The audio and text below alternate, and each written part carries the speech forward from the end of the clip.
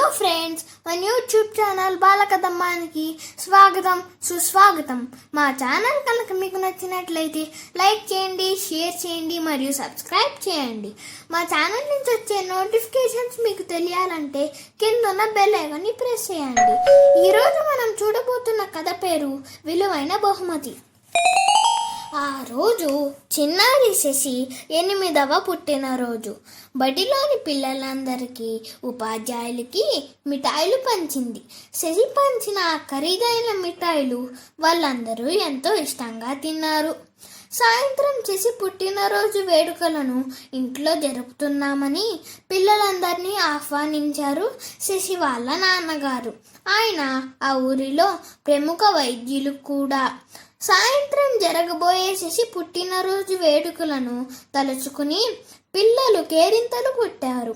రోజు ఖరీదైన కారులో బడికి వచ్చే రబ్బర్ బొమ్మ లాంటి శశి తన పుట్టినరోజున ఎటువంటి కానుకలను తమకు ఇస్తుందో ఊహిస్తూ ఆ రోజంతా బడిలో సంతోషంగా గడిపారు. ఖరీదైన ఆట బొమ్మలు ఇస్తుందని కొందరు, రంగురంగుల పెన్సిళ్ళు, రబ్బర్లు ఇస్తుందని మరికొందరు, కాదు చదరంగము, వైకుంఠపాలి లాంటి ఆట వస్తువులు ఇస్తుందని ఇంకొందరు వాళ్ళలో వాళ్ళే వాదించుకున్నారు.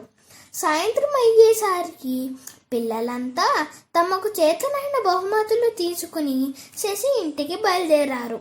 శశి ఇల్లంతా రంగురంగుల బుడగలతోనూ పూలతోనూ అలంకరించబడి ఉంది.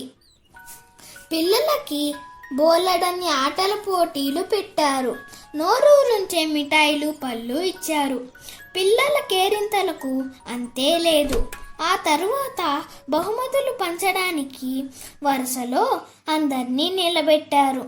అందరిలోనూ ఏమిస్తారా అని ఒక్కటే ఉత్కంఠ.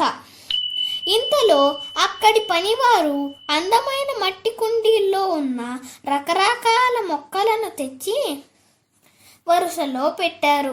వాటిలో గులాబీ, చామంతి వంటి పూల మొక్కలు, తులసి, నిమ్మ, దబ్బ లాంటి ఔషధ మొక్కలు, ఇంకా అనేక క్రోటన్ జాతి మొక్కలు ఉన్నాయి. శశి తన తోటి స్నేహితులను ఉద్దేశించి పర్యావరణాన్ని పరిరక్షించడానికి మనం ఏం చెయ్యాలో మనకు రామనాథం మాస్టారు చెప్పారు కదా, అందుకనే నేను నా పుట్టినరోజున అందరికీ బహుమతిగా ఈ మొక్కలను పంచుతున్నాను. వీటిని జాగ్రత్తగా నాటి పెద్ద చేయండి.